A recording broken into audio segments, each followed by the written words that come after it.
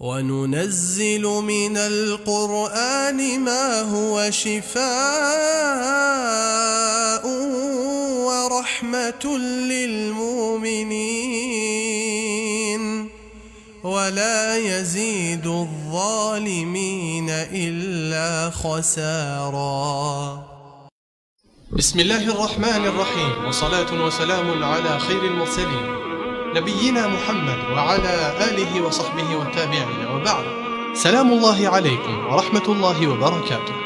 مرحبا مشاهدينا الكرام في حلقة جديدة من برنامج قراء المدينة، الحلقة السابعة، نستضيف فيها وإياكم شاب من شباب مدينة برجمناية، من الذين ترعرعوا في حفظ كتاب الله وتألقوا في تلاوته، فأمتعوا وأبدعوا في حفظ كلام الله. ضيف حلقة اليوم هو صهيب غانم.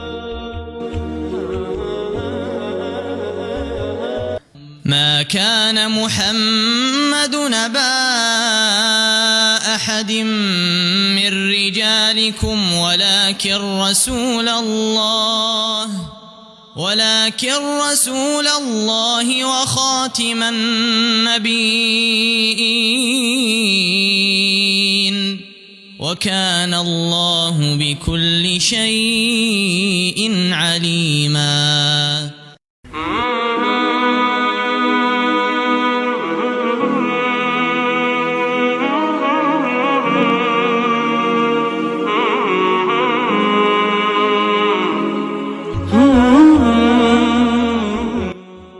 مرحبا صهيب في حلقة اليوم، تفضل بكلمة افتتاحية. بسم الله والحمد لله والصلاة والسلام على رسول الله.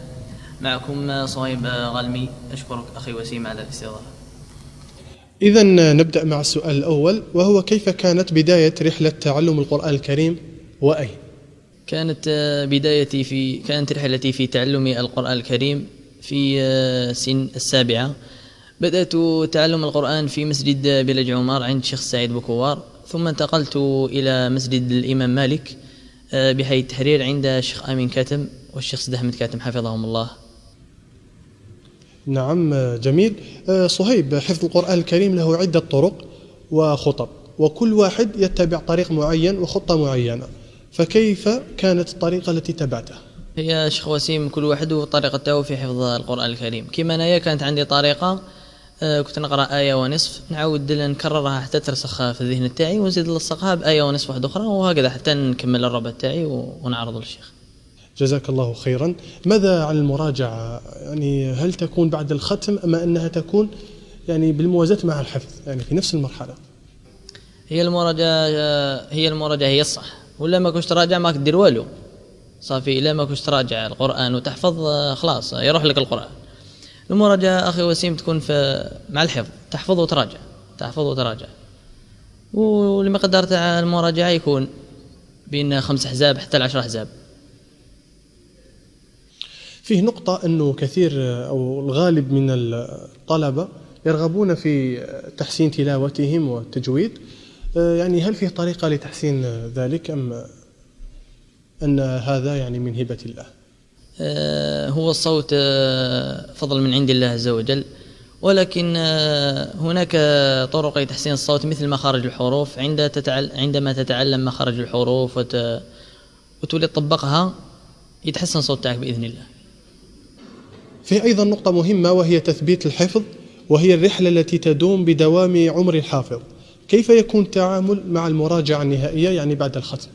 هي بعد الختم احنا كي كنا نقراو عند الشيخ امين كانت عندنا واحد الورقه هكذا، كل نهار نكتبوا شحال راجعنا شحال هكذا، ونعرضوا للشيخ 5 أحزاب. كانت عندنا دائما عرضه 5 أحزاب عند الشيخ امين، ووحدنا كنا نجيبوا 10 أحزاب. كان واجب علينا نجيبوا 10 أحزاب في المنزل، وكل واحد قدر المستطاع، كل واحد شحال كان يزيد في الدار. من أسس الحفظ القويم صهيب لقارئ كتاب الله هو تعلم أحكام التلاوة. كيف تعلمت ذلك؟ تعلمت ذلك، بدأت بالتلقين. المشايخ معنا لم يعلمونا مخارج الحروف والصفات، هذا مع تطوري مع مشايخ الشيخ خالد والشيخ حمزة حفظهم الله. الحمد لله تحسنت الحمد لله. بارك الله فيك، جزاك الله خيرا. قبل أن نختم، ما نصيحتك لصغار الطلبة أو الذين هم في سنك حول الحفظ والمراجعة، وكذلك لمن لم يلتحق بعد بحلق حفظ القرآن الكريم؟ نصيحتي لصغار الطلبة ولمن يرغب في حفظ كتاب الله أن هذا الطريق مفتاح للنجاح في كل ما يدين، في الدراسة، في كل كاين بزاف اللي يقولوا بلي هذا القرآن يضعفك في الدراسة أو تولي ما تعرفش تقرأ. هي ولا كانت انت راسك في القرآن وفي القراءة ربي يسلك القرآن. وشنو كل واحد وكيفاه. كيما انايا كنت نميل بزاف في القرآن الكريم الحمد لله. إذا صهيب وصلنا إلى الكلمة الختامية، تفضل. في الختام أريد أن أشكر كل مشايخي الذين ساهموا في تعليم القرآن الكريم، وخاصة والدي أشكرهم جزيل الشكر. وبارك الله فيكم على هذه المبادرة، وإن شاء الله تكون ميزان حسن إن شاء الله. جزاك الله خيرا، بارك الله فيك. مشاهدينا الكرام، وصلنا إلى نهاية حلقة اليوم. انتظرونا في حلقة قادمة مع قارئ جديد وضيف جديد. نضرب لكم موعدا قريبا بحول الله تعالى، والسلام عليكم ورحمة الله وبركاته.